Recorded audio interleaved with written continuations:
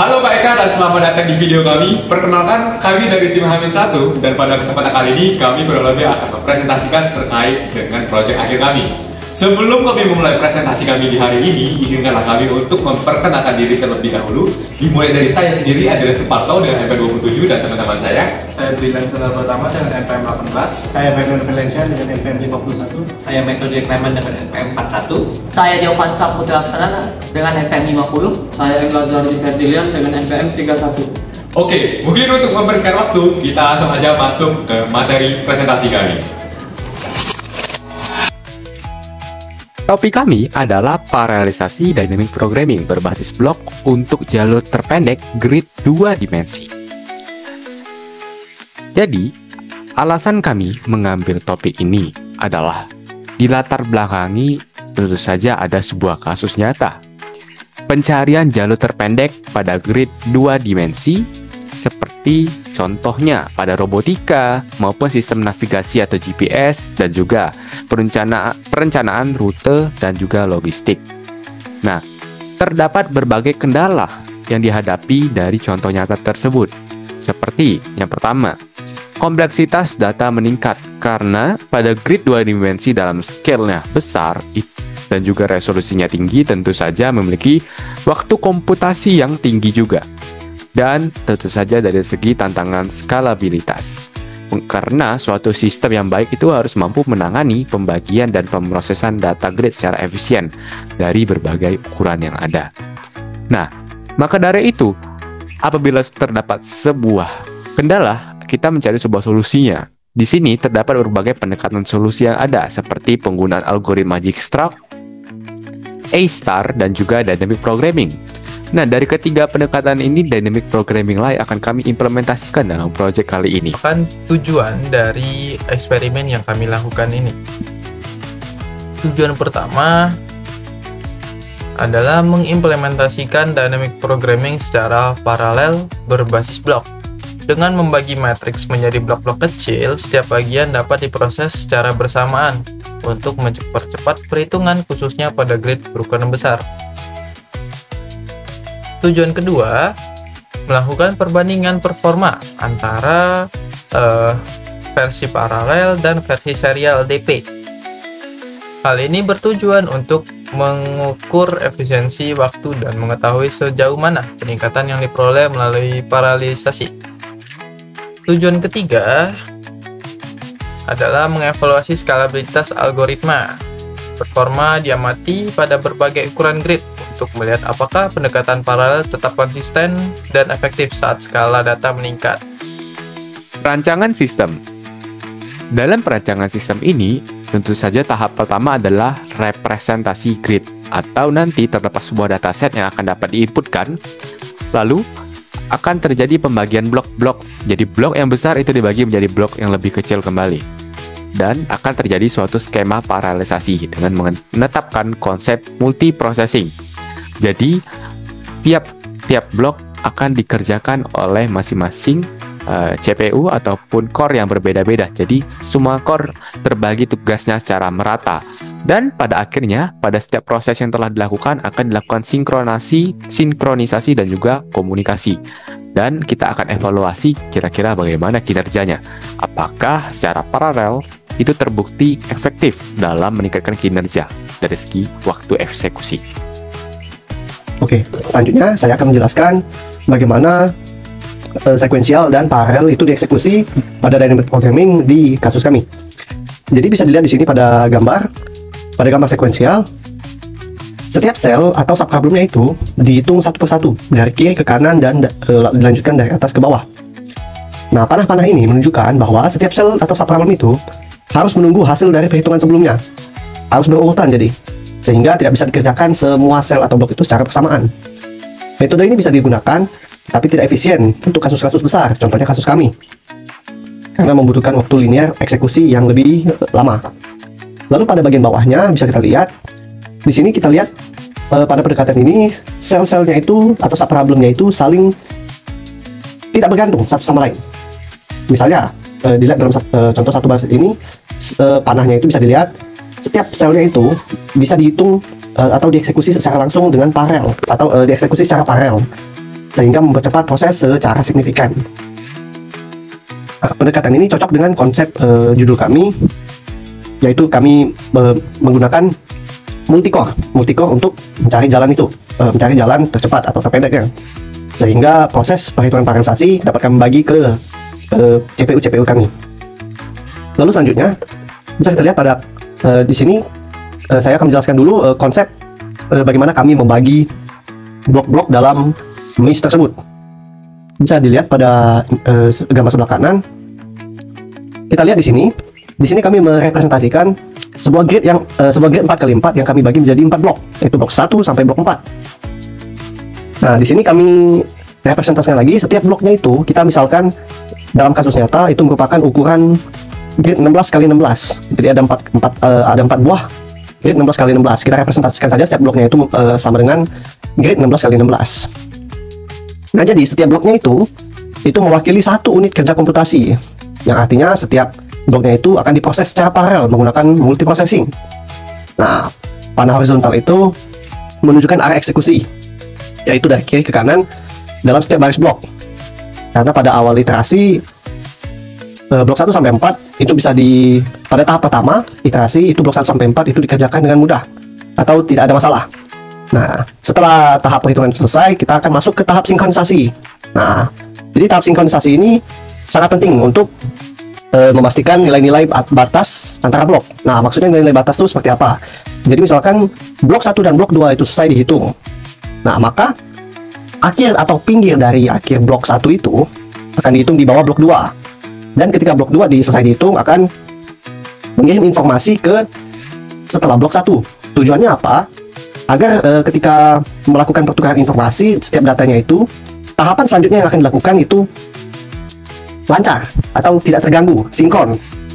Jadi setiap bloknya ini harus dihitung secara sinkron, atau kita bilangnya agar tidak ada yang selesai duluan dan ada yang belum selesai duluan lah. Jadi tidak disalib. Nah, jadi saling memberi informasi agar tahapan selanjutnya itu lebih lancar lagi. Lalu disusul dengan panah ke bawah, lalu kembali lagi ke kiri. Nah, jadi jalur optimal itu nanti akan didapat dari hasil dari dynamic programming ini. Dari satu blok bisa dilanjutkan ke blok berikutnya. Oke, berikutnya kita akan masuk ke bagian testing ya, testing programnya. Jadi seperti yang sudah dikatakan sebelumnya, kita ada GUI di sini untuk mempermudah proses testing kita. Yang dimana akan ada tombol load mesh, yang dimana di sini untuk menginput file yang akan kita gunakan. Lalu akan ada radio button di sini, ada metode brute force, DP dan juga parallel DP. Tapi yang akan kita fokuskan adalah perbandingan antara DP dan juga parallel DP-nya. Lalu di sini ada tombol solve untuk menjalankan sintaks dari solver yang sudah kita pilih, DP ini atau parallel DP. Lalu di sini adalah tempat untuk menampilkan log berupa tulisan, dan di sini adalah canvas untuk menampilkan bentuk dari mesh-nya. Lalu di sebelah kanan ini saya membuka task manager. Lalu dari sini kita bisa lihat di bawah CPU saya ini memiliki 16 core. Yang dimana saat kita akan menjalankan paralel, ke-16-nya akan digunakan. Dan lalu apabila kita menggunakan sekuensial, hanya salah satu saja yang digunakan. Oke, mari kita tes. Jadi kita load mesh dari yang paling kecil terlebih dahulu ya, untuk melihat bagaimana perubahannya atau peningkatan efektivitas dari paralelismenya dari ukurannya yang ditingkatkan. Jadi yang paling kecil itu adalah mesh ukuran ini, yaitu 41x41. Kita akan solve secara DP terlebih dahulu. Di sini membutuhkan waktu kurang lebih 1,152 detik dengan distance-nya 146. Lalu apabila kita gunakan paralel, waktu yang dibutuhkan lebih lama ya daripada sequential DP karena adanya overhead communication antar core-nya. Step yang dibutuhkan tapi sama 146, jadi bisa dibilang sama-sama optimal, tapi waktunya saja lebih lama untuk paralelisme ini. Oke, berikutnya kita akan load yang ukurannya lebih tinggi lagi. Jadi sebelumnya itu 20, kita load yang 40 aja lah sekarang. Nah, ukurannya sekarang 81x81, sebelumnya kan 41x41, sekarang di 81x81, nambah 2 kali lipat. Kita coba untuk melakukannya berdasarkan sequential DP terlebih dahulu, kita solve. Di sini waktu yang dibutuhkan untuk sequential DP sudah mungkin lebih lama daripada parallel DP karena sudah mulai kompleks bentuk dari mesh-nya. Oke, sudah selesai. Jadi sequential DP memerlukan waktu sekitaran 12 detik dengan step-nya itu 876. Lalu sekarang kita coba untuk parallel DP-nya. Solve. Oke, sudah selesai. Untuk parallel DP ternyata masih lebih lama ya, membutuhkan waktu sekitar 14 detik, tapi langkahnya masih sama, yaitu langkah optimal 876 langkah. Sekarang kita tingkatkan lagi ukuran mesh-nya. Jadi 50 berarti kita coba 50x50, berarti di sini adalah 100x100 ya ukurannya ya. Kita coba menggunakan DP, kita solve. Oke, sudah selesai di sini. Jadi bisa kita lihat bahwa metode sekuensial DP di sini memerlukan waktu 34,5 detik dengan distance yaitu 1620. Sekarang kita akan bandingkan dengan paralel DP. Oh ya, untuk DP itu hanya menggunakan satu core ya. Bisa kita lihat di sini hanya satu core saja yang stabil di tinggi penggunaan CPU-nya. Sekarang kita akan gunakan paralel DP. Bisa kita lihat juga nanti di CPU-nya ini akan naik semua menjadi tinggi semua. Lalu akan kita lihat juga perbandingan antara waktu dan step-nya. Bisa dilihat di sini CPU-nya ya sudah mulai naik ke tinggi semua 1 2 3 4 5 6 7 8 9 10 11 12 13 14 15 16. Jadi digunakan semua oleh sistem ini untuk menyelesaikan masalah mesh solver ini. Oke, jadi bisa kita lihat ya di sini ya. Untuk metode paralel waktu yang dibutuhkan sudah lebih cepat daripada metode sekuensial, yang dimana metode sekuensial membutuhkan waktu 34,5 detik, sedangkan metode paralel hanya membutuhkan waktu 26 detik. Jadi di ukuran ini metode paralel sudah lebih cepat walaupun ada overhead communication antar core-nya. Untuk tes terakhir kita coba yang ukurannya lebih besar lagi dari 100 kali 100. Kita ubah ke medium, lalu ambil ukurannya yang 65 kali 65. Di sini kita tes. Oke, ukurannya 131 kali 131. Kita solve menggunakan sekuensial DP terlebih dahulu. Untuk distance-nya 1966 step. Ini adalah visualisasinya. Jadi berikutnya kita akan tes juga menggunakan paralel DP. Oh ya, sebelumnya di DP itu hanya menggunakan satu core ya. Bisa dilihat di sini CPU 7 yang digunakan paling banyak. Ya. Oke, sudah selesai. Nih bisa kita lihat ya, kalau CPU-nya itu yang digunakan semuanya nih stabil di atas semua. Saat prosesnya sudah selesai, baru dia mulai turun perlahan-lahan lagi. Nih bisa dilihat mulai turun semuanya. Oke, lalu untuk hasilnya bisa kita lihat di sini paralel DP hanya membutuhkan waktu kurang lebih 1 menit 59,447 detik. Ini sudah mulai jauh ya perbedaannya dengan sekuensial DP, bisa dibilang hampir 2 kali lipatnya lah. Di sini dapat kita lihat adalah tabel hasil eksperimen yang telah kita lakukan sebanyak 27 kali percobaan dengan ukuran grid yang berbeda-beda, dimulai dari ukuran 41 kali 41 hingga 301 sampai kali 301. Nah, untuk waktu eksekusi dari serial DP dan paralel DP dapat kita lihat di sini. Waktu masih ukuran grid kecil, waktu eksekusi serial lebih cepat dibandingkan paralel, yaitu 1 detik berbanding 6 detik setengah. Nah, tapi saat kita lihat di sini pada ukuran grid 151 kali 151, waktu eksekusi serial membutuhkan 95 detik, sedangkan untuk paralel 47 detik. Nah, begitu juga untuk ukuran grid yang besar. Nah, selain itu kita juga dapat melihat bahwa perbandingan waktu eksekusi ini dengan grafik terhadap waktu eksekusi dan ukuran grid. Di sini dengan skala 200 detik kita lihat bahwa ukuran 41 kali 41 hanya perbedaannya sangat kecil. Tapi saat ukuran grid semakin besar, khususnya mulai dari 151 kali 151, perbandingan dari serial dan DP mulai terlihat nih, ada renggang. Nah, untuk serial itu yang atas warna orange, dan yang paralel ada yang warna merah.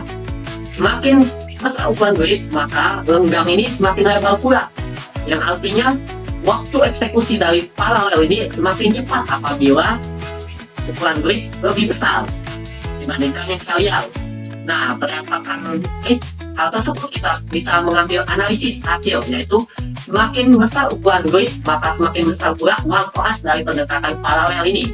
Efisiensi waktu dari paralel akan semakin terasa apabila kompleksitas dan skala masalah semakin tinggi. Nah, kurang lebih begitu saja dari hasil percobaan kami. Baiklah, setelah penjelasan dari teman-teman saya, di sini kami menyimpulkan bahwa yang pertama, paralelisasi meningkatkan efisiensi waktu. DB/PDP secara signifikan mempercepat proses komputasi, efisiensi hampir 2 kali lipat lebih cepat. Yang kedua, skalabilitas paralel terbukti baik. Semakin besar grid, maka semakin tinggi keuntungan paralel. Serial cenderung meledak waktunya, sedangkan paralel tetap stabil. Cocok untuk simulasi berskala besar. Yang ketiga, cocok untuk aplikasi nyata skala besar. Sangat relevan digunakan untuk perencanaan rute, navigasi otomatis, dan sistem grid skala besar. Karena beban komputasi tinggi, dapat dibagi antar proses. Oke Pak Eka, terima kasih banyak telah menonton video kami dari awal hingga akhir. Semoga saja proyek ini dapat diterima dan mendapatkan hasil yang baik. Maka dari itu mungkin itu saja yang dapat kami sampaikan di kesempatan kali ini. Dan saya Mogen Kelompok ucapkan terima kasih banyak telah menonton video dari awal hingga akhir dan sampai jumpa di lain kesempatan. Bye bye.